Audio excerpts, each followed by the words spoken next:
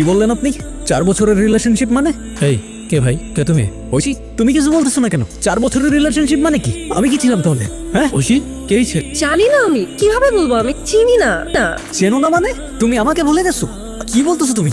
আরে ভাই সমস্যা, এভাবে ডিস্টার্ব করতেছেন কেন? এই ব্রো, সরি ওর একটু প্রবলেম আছে। আরে ওর হয়ে আমি স্যার বলছি। তোর সাথে ওই ইনসিডেন্টটা না হইলে অনেক কিছু অন্যরকম হইতে পারতো, but accident is accident, right? সুলতানের অ্যারেস্ট কোনো অ্যাক্সিডেন্ট ছিল না, সব কিছু প্রি প্ল্যান করা ছিল। আর যতক্ষণ আমি সব কিছু জানতে পারি ততক্ষণে অনেকটাই দেরি হয়ে গিয়েছে। সেদিন যখন ঐশীর মুখ থেকে কথাগুলো শুনছিলাম, নিজেকে বিশ্বাস করতে কষ্ট হচ্ছিল।